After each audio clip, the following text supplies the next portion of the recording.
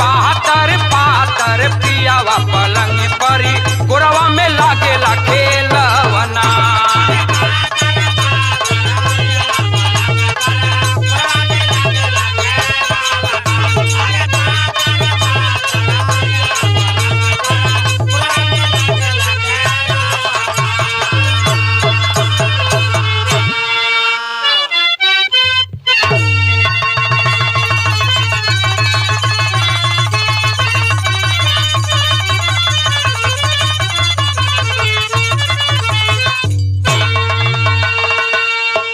आज मैं जो बिरहा गाने जा रहा हूं, ये बिरहा सूबेदार म्यूजिक के बैनर तले रिलीज हो रही है और इसको लिखने वाले हमारे परम पूजनीय श्री विजय यादव कवि जी, मधु बिल्डिंग मटेरियल कठवा मोड़ की सरजमी से।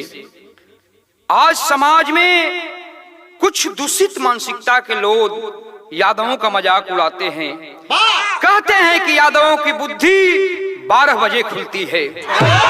उन लोगों को 12 बजे की वास्तविकता की जानकारी नहीं है। मेरी बिरहा 12 बजे के सत्य को उजागर करेगी। भूमिका में कहना है,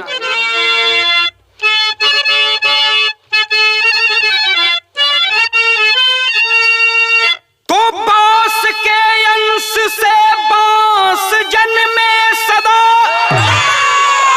शेर के वंश में शेर जन्मे बबरी, हंस का अंश यदुवंश पाए थे वो, काल से भी कलेजा था उनका जबरी। आज दुनिया उड़ाती हंसी है भले, अरे खुलती है हीरो की बुद्धि है 12 बजे।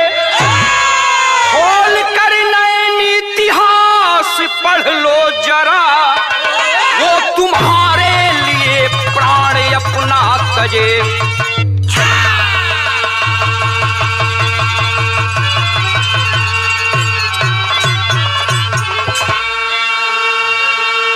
बहुत सुंदर कव्वाली का टुकड़ा लगल। किसी आशिक ने अपनी महबूबा से कहा था क्या,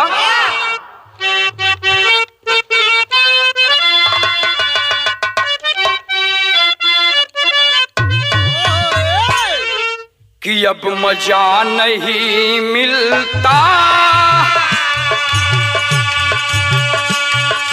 अब मजा नहीं मिलता, अरे दूर रह के जीने में।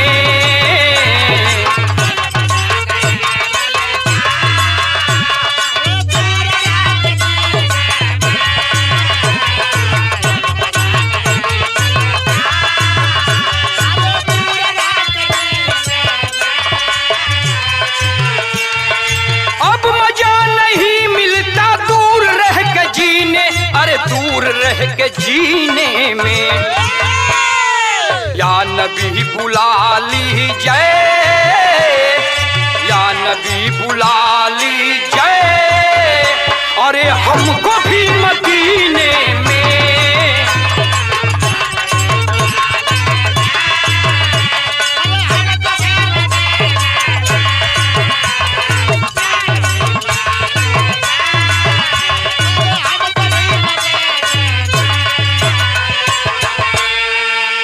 मैं जो गाने जा रहा हूं ये कोई जुबानी बात नहीं है, बल्कि ये इतिहास के पन्नों में स्वर्ण अक्षरों से अंकित है। क्या कि बात ना जुबानी है, बात ना जुबानी है, अरे वेद भी बताता है।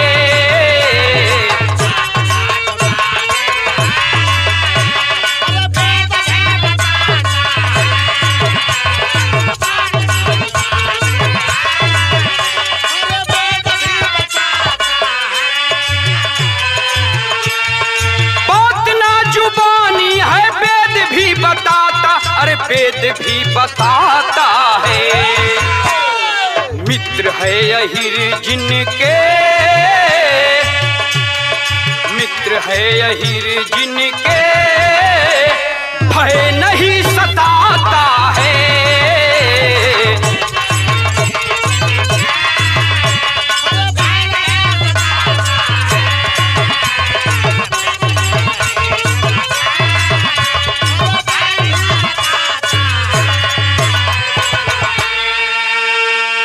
इसीलिए मेरे बाबूजी कहा गया दोहा के अंदाज में, गोवर्धन उंगली उठे रुके इंद्र के नीर, अचिंता भय वो ना करे जाके मीति अहीर।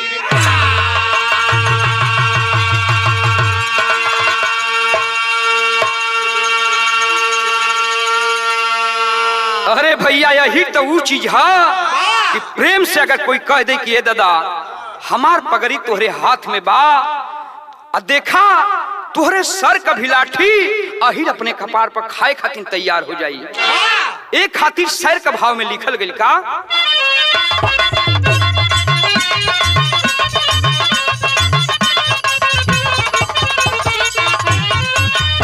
युग युग से यदुवंश का इतिहास है निराला, शोभा बढ़ाए जिसकी स्वयं है मुरली वाला।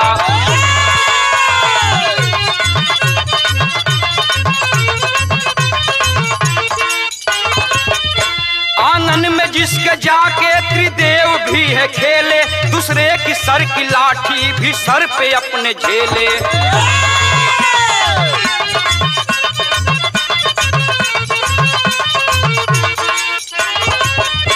अहिरों की सोच हरदम पर हित के जग में होती, पौरुष से कमाई हुई खाते वो अपनी रोटी।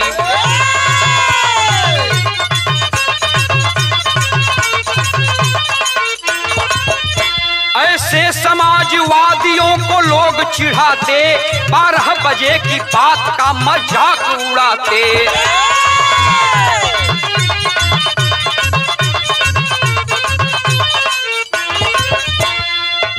मजाक उड़ाने वाले लोगों का कहना है कि अहिरों की बुद्धि 12 बजे खुलती है। ये कहकर वो यादवों के पूर्वजों द्वारा दी गई कुर्बानी को, राष्ट्र प्रेम का इतिहास को ये याद दिलाते हैं। इसलिए कहा गया, एक लाइन गीत लगल,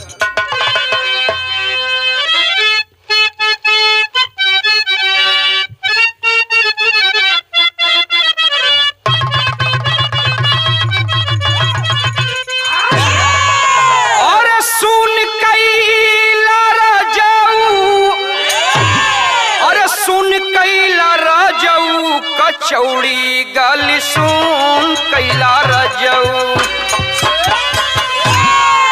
मिर्जापुर के कैला गुलजार हो कचौड़ी गली सुन कैला रजऊ।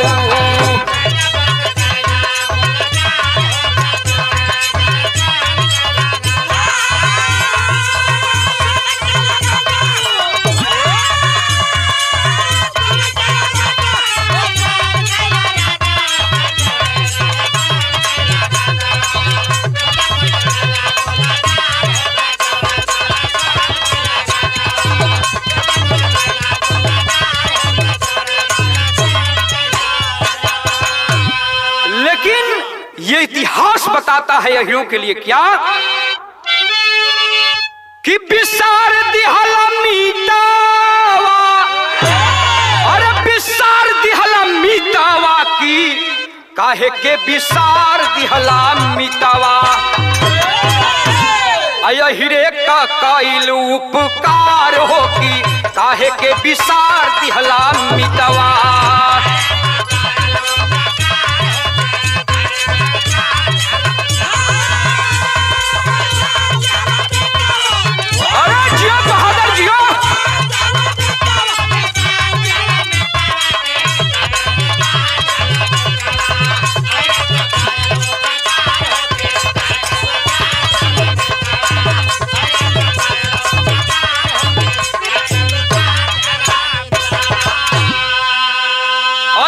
इतिहास तनी खोल के नया नावा, अरे अखियाई बनी जाई तोहरो सवनावा की, काहे के बिसार दिहला मिटावा। अकेला नाही तनी को विचार हो की, काहे के बिसार दिहला मिटावा।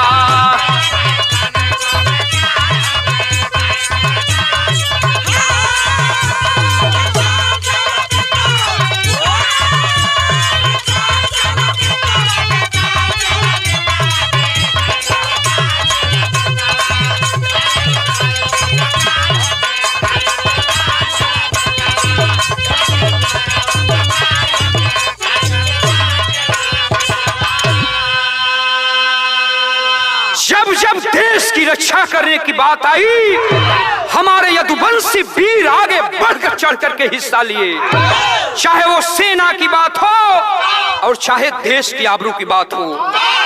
इसलिए कहा गया, एक लाइन गीत लगल,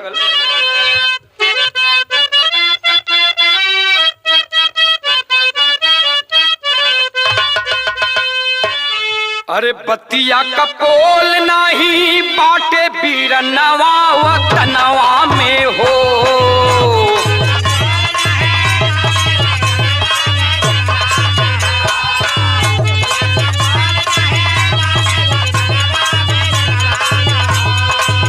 रहले मुगला ससनवा वतनवा में हो।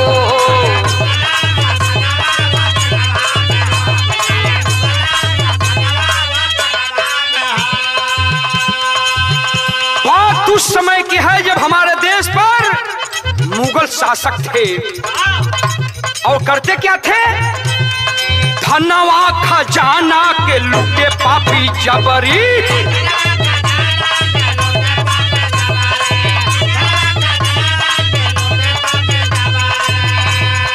और इतना ही नहीं, संगवा में बिटिया बहनिया हो हमारी,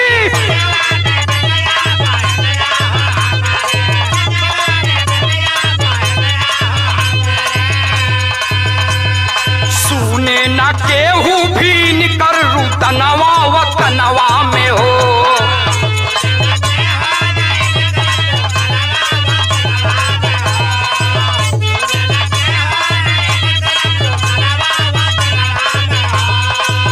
रोवे दुख में चमनवा वतनवा में हो।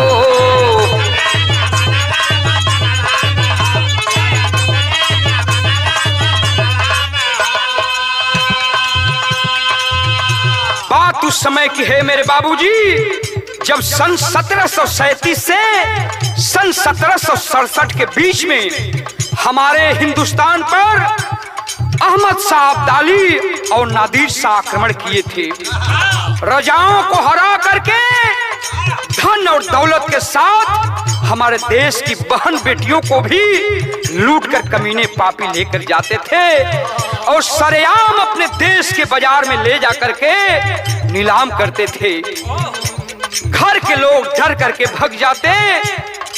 उस समय पंजाब वो हरियाणा के रास्ते से हो करके मुगल शासक अपने देश को जाते थे। ये दुर्दशा देख करके हमारे देश के यदुवंशी वीर जवान का खून खौल उठता था। करते क्या थे, विदेशिया में कहना है,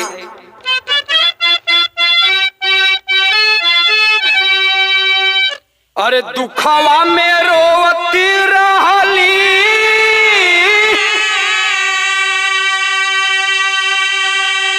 और हिंद की धरतिया हो,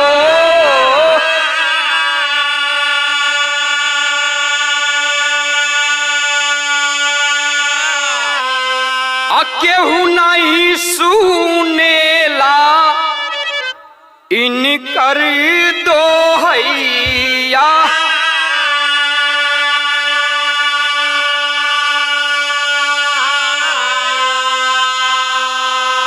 पापी कमीने देश के लुटेरे लूट कर पंजाब और हरियाणा के रास्ते बाबू हमारे देश की बहन बेटियों को लेकर जा रहे हैं। हमारे देश के यदुवंशी वीरों का खून खौल रहा है। कैसे अपने देश की आबरू को बचाए जाए, इसके लिए यदुवंशी वीर योजना बना रहे हैं। क्या कि बिटियन बहनियन के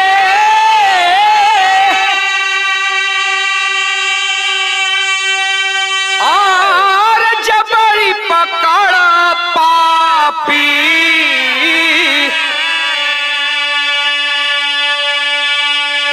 अब बेच जैसे गैया कसैया मितवा,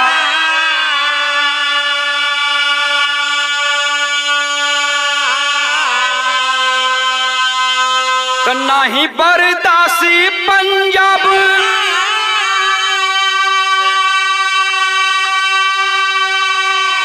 और पंजाब हरियाणा कैलसी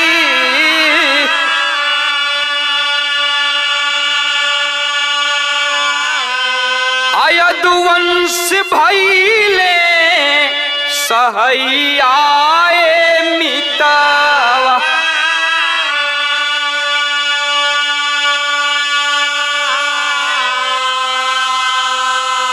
उस समय कोई ऐसा नहीं बहादुर था जो हमारे देश की बहन बेटियों की आबरू को बचा सके।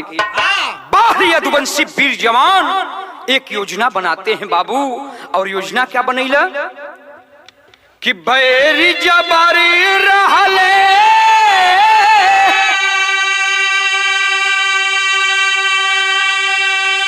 और सेना से सजगा रहले।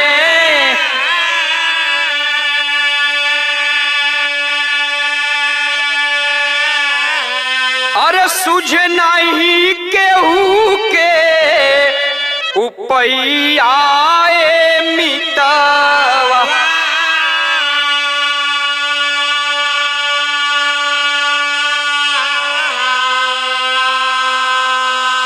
चूंकि मुगल सेना संख्या में ज्यादा होते थे, वो हथियारों से लैस भी रहते थे, इसलिए सामने से मुकाबला करना बहुत कठिन था। इसलिए हमारे यदुवंशी वीर जवान एक गुप्त योजना बनाते हैं कि जब रात को मुगल खाकर सो जाएं तब आक्रमण किया जाए। इसके लिए एक गुप्त नारा भी बनाए, यादव जी 12 बज गए। यह हमारे यदुवंशी वीर जवानों का एक गुप्त कोड था। जैसे आज हमारे हिंदुस्तान में भारत माता की तो लोग जय बोलते हैं, वंदे तो लोग मातरम बोलते हैं, उसी तरह से उस समय यादव जी 12 बज गए जब लोग सुनते थे तो हमारे देश के यदुवंशी वीर जवान अपने हथियार से लैस होकर के तुरंत दुश्मनों पर टूट पड़ते थे। तो होता है क्या बाबू, बिरहा की शैली में लिखल गई।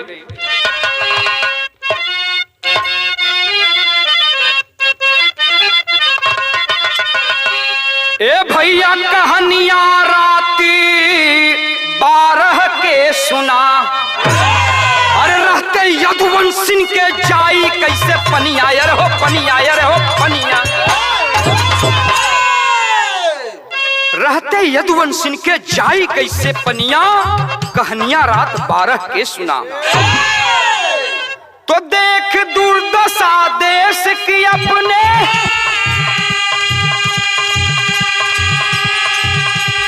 यदुवंशी गरमाए हैं।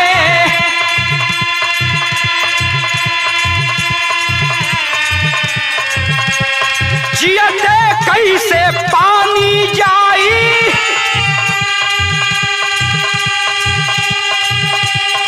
आन पे अपने आए हैं।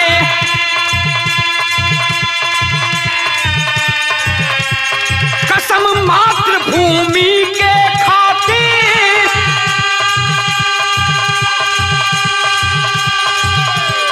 कसम को तब की खाए हैं।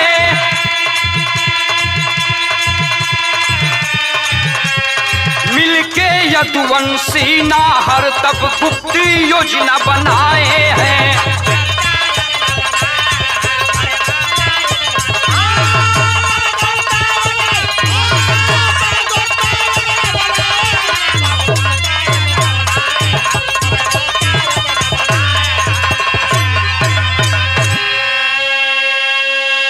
हमारे देश के यदुवंशी वीर एक गुप्त योजना बनाते हैं बाबू कि जब मुगल सेना इस रास्ते से गुजरेगी तो उन लोगों का पीछा किया जाएगा।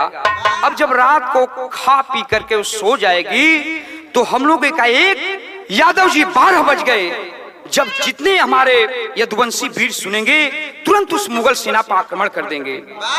और ऐसा होता भी था। जो ही मुगल सेना खा पी करके सोती थी, हमारे यदुवंशी वीर यादव जी रात को 12 बज गए कहते थे, और जितने हमारे देश के यदुवंशी वीर थे सब मुगल सेना पर टूट पड़ते थे। मुगल सेना को मार करके अपने देश की बहन बेटियों को बचा करके बाबू और उनके पैतृक गांव ले जाकर के पहुंचाते थे। ऐसे थे हमारे यदुवंशी वीर जवान। तो लिखा गया क्या,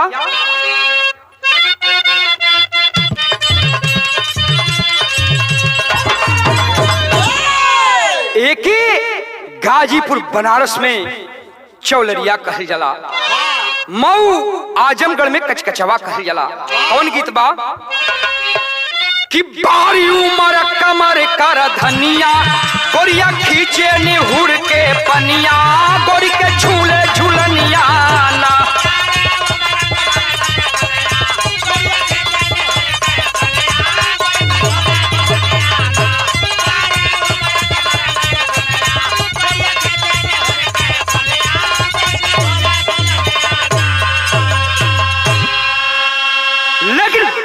हमारे यदुवंशी वीर जवान देश की यान के लिए अपने शरीर को झोंक दिए। तो गरजे वीर समर में यदुवंशी जवान, नवा हो बयानवा 12 बजे के सुनाना।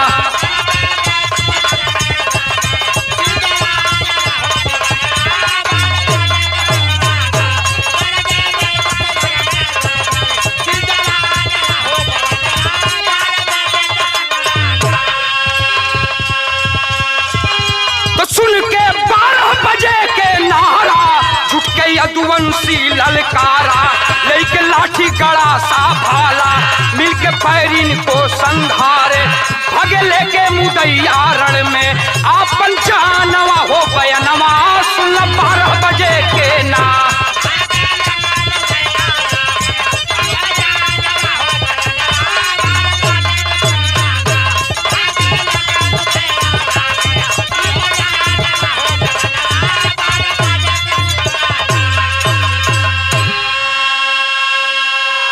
जो सुनता यादव जी 12 बज गए, लाठी गड़ा सा भाला लेकर मुगलों पर टूट पड़ते। और जब तक मुगल सतर्क होते बाबू, तब तक मार पीट करके बहन बेटियों को छुड़ा लेते हमारे यदुवंशी वीर जवान, और पता पूछकर घर पहुंचाने का काम भी करते। ऐसा परोपकार का परिणाम आज लोग जब यादव जी की कुर्बानी को भुला करके यादवों की बुद्धि 12 बजे खुलती है कह करके और मजाक उड़ाते हैं, तो बड़ा दर्द होता है बाबू। लेकिन दोस्तों, उन कुर्बानी देने वाले यादव वीरों को हम सत सत नमन करते हैं इस बिरहा के माध्यम से। कैसे?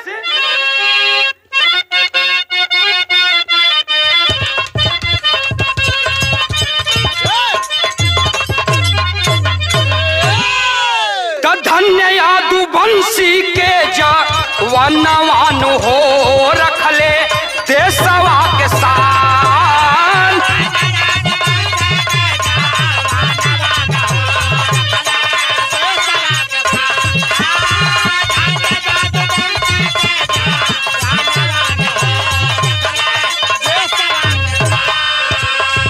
चबले बधरती गनवान हो, तुहके गाई हिंदुस्तान।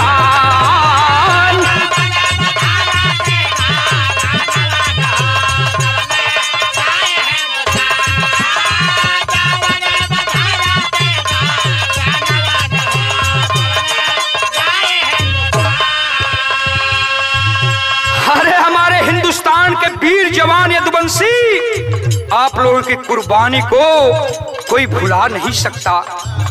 जब तक ये सूरज और चांद रहेगा, जब तक ये धरती रहेगी, तब तक लोग आपकी कीर्ति का गुणगान करते रहेंगे। इसलिए कहना है क्या,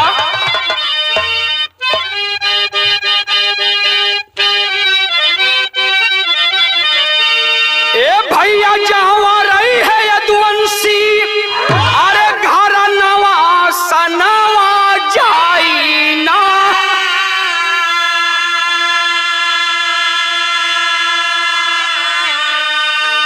जुग जुग से गावेला बेदा, पूरा नवा सनवा जाई ना।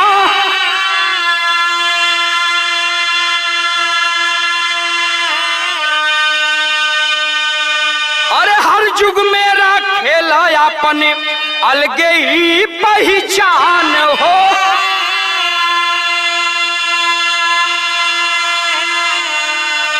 सतयुग त्रेता द्वापर औरी कल युग के सुना बयान हो।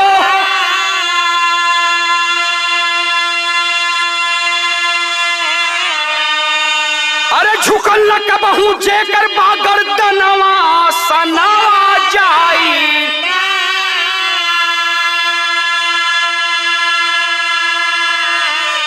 अब भले ही आन पर दे देबा पर नवा सनवा जाई ना।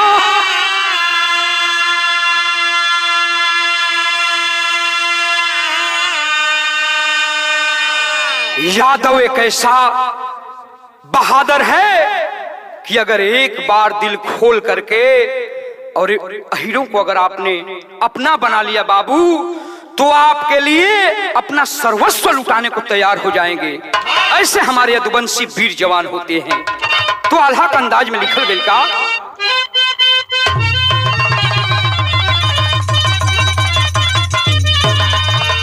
और धन्य धन्य बाटे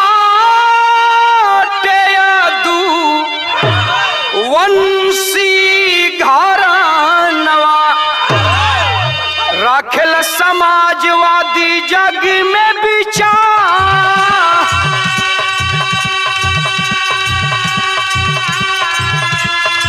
खेलनवा में जेकर पलनवा,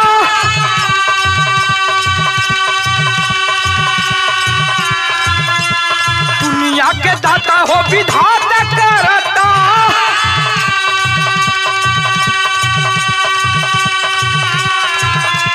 बैठल सभा में रहले वीर बलवन, सर्व समाज के हो करे उपकार।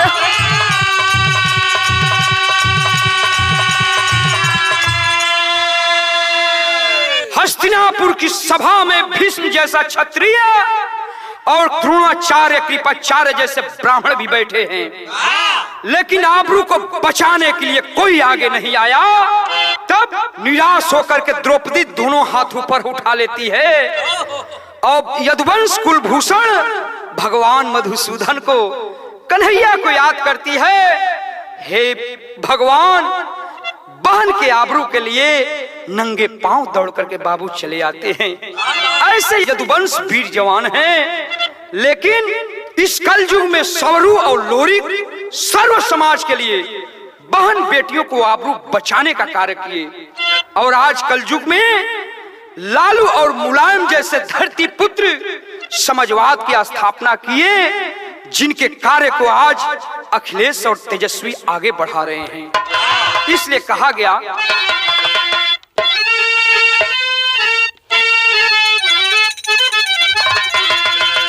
अरे 12 बजे रतिया के अब सुन के बतिया,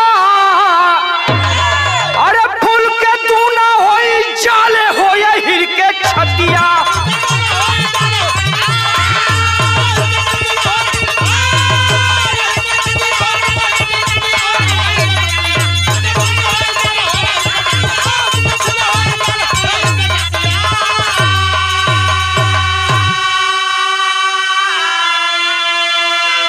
और जब जब भी सीमा से आवाज आती है, चाहे वो 62 की लड़ाई हो, चाहे 65 की लड़ाई हो, या 99 का कारगिल युद्ध हो, हर लड़ाई में यदुवंशी वीर सबसे ज्यादा शहादत इस देश पर देते हैं। लेकिन आज सभी लोगों की नजर इस यदुवंशी वीर जवानों के ऊपर है। कहा गया कि 12 बजे वाली जे भी बतिया सुनावे, अरे पूर्वजों के तोहरे हो याद दिलावे।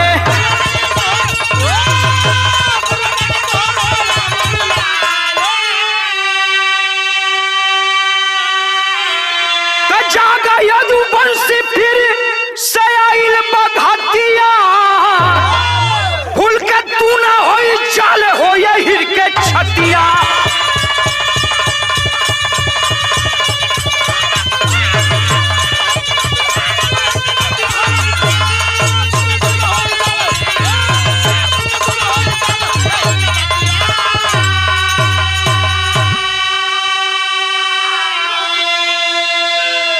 जो भी 12 बजे की बात को करता है वो है आपके पूर्वजों की बात को याद करके और आपका आभार प्रकट करता है, या फिर आपको जगाता है कि जगो यदुवंशी वीरो, आज फिर आपकी इज्जत खतरे में है। देश को यादवों की जरूरत है, हीरों की जरूरत है। लेकिन बार हमारे देश के कुछ ऐसे लोग जो यादवों को ही एक दूसरे का विरोधी बता करके और राजनीति की रोटी सेक रहे हैं। त्रिवेदी में शादी नहीं करेगा, त्रिवेदी चतुर्वेदी में शादी करेगा, चतुर्वेदी त्रिवेदी में शादी करेगा, त्रिवेदी शुक्ला में शादी करेगा, शुक्ला उपाध्याय में शादी करेगा, उपाध्याय तिवारी में शादी करेगा। लेकिन अहीरों को बताते हैं कि ग्वाल सिर्फ ग्वाल में शादी करेगा, डड़होर सिर्फ डड़होर में शादी करेगा। इसलिए कि अगर एक दूसरे से लोग मिलेंगे तो मजबूत होंगे। इसलिए मजबूती को कम करने के लिए कहते हैं कि ग्वाल ग्वाल में ही शादी करेगा। ऐसे समाज के कुछ तबके के लोग भी हैं। लेकिन बाहर यदुवंशी जवान कवि ने लिखा है, क्या बड़ी सुंदर लाइन कि जागा यदुवंशी अपने को पहचाना, अरे आपस में मिलके रहा बतिया के माना।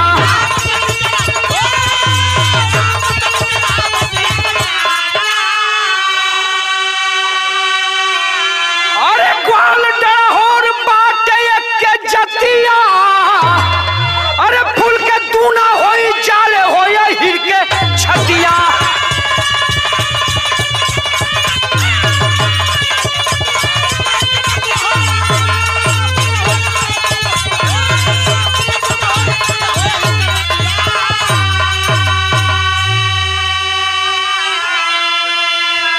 और इसकी शुरुआत ग्वाल और डड़होर एकता की शुरुआत माननीय लालू और माननीय मुलायम सिंह यादव ने भी कर दिया, रोटी और बेटी का नाता जोड़ करके।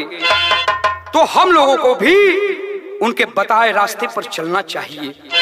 अंतिम लाइन में लिखा गया क्या, स्वामी गुरु बिहारी पत्तू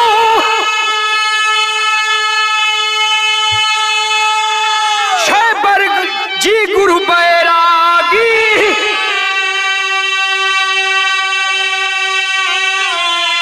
अरे कवि प्रसिद्ध चौथेपन सतगुरु चरण अनुरागी हो।